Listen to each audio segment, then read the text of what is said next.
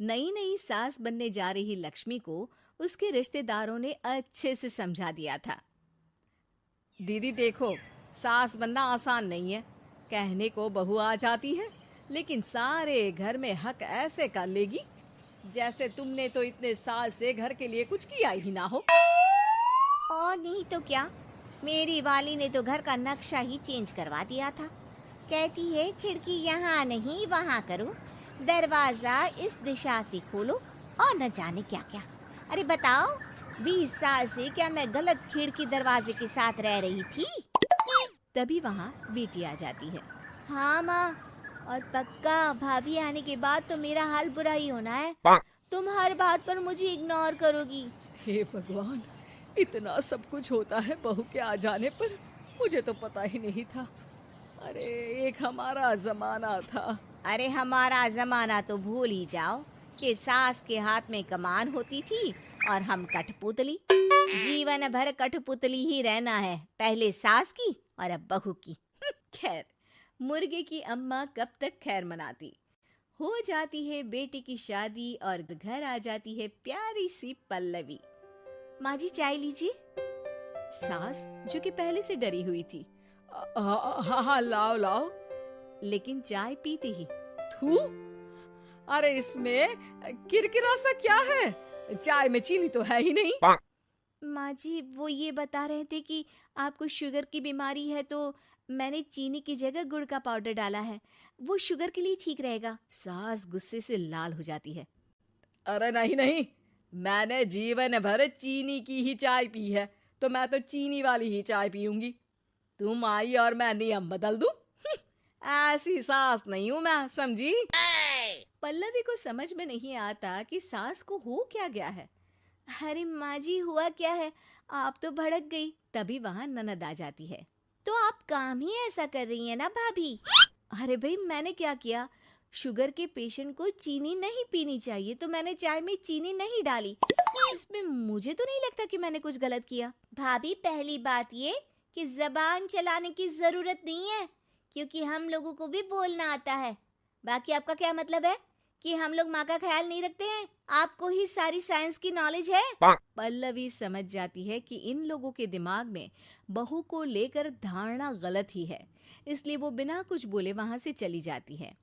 थोड़े दिनों बाद जब पल्लवी ड्राइंग रूम के पर्दे बदल रही थी, पंछी पन्नू उड़ती फिरूं मस्त गगन में, आज मैं आजाद हूँ दुनिया के चमन में। वाह जी वाह, आजाद होना तो अच्छी बात है, लेकिन हम लोग भी गुलाम नहीं है। ये पर्दे किससे पूछकर बदले जा रहे हैं, जरा बताओगी? अरे सासू माँ, जब से आई हूँ सोच रही थी कि पर्दे ठीक नहीं है।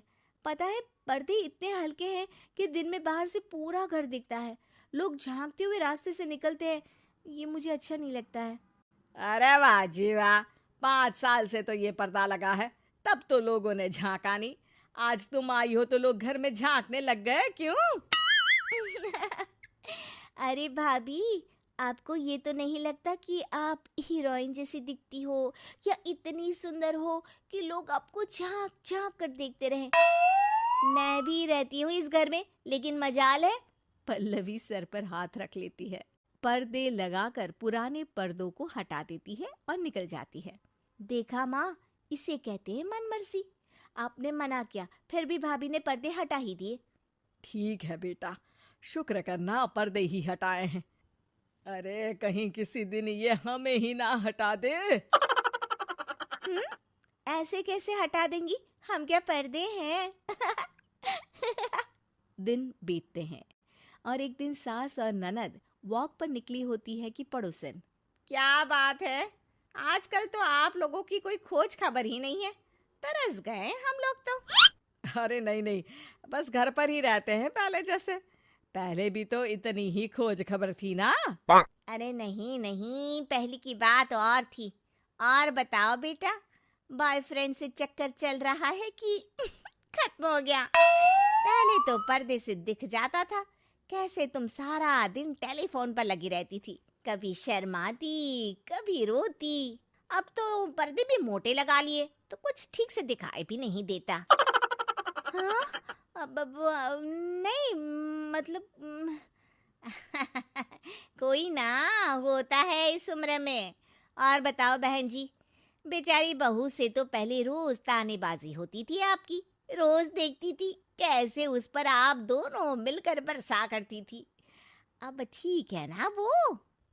चल बेटा, ये औरत तो पागल हो गई है। अरे पागल नहीं, आदत हो गई थी। जब मन उबा तो आपकी खिड़की से झांक लिया करती थी। अब कुछ दिखाई नहीं देता तो।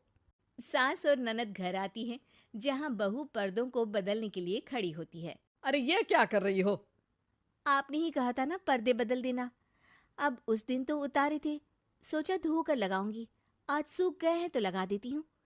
तभी ननद चिल्लाती है, अरे नहीं नहीं भाभी, ठीक है ये पर्दे रहने दो। वो पर्दे कम, सीसीटीवी ज्यादा थे पड़ोसियों के लिए। समझ में आ गया अब आपको?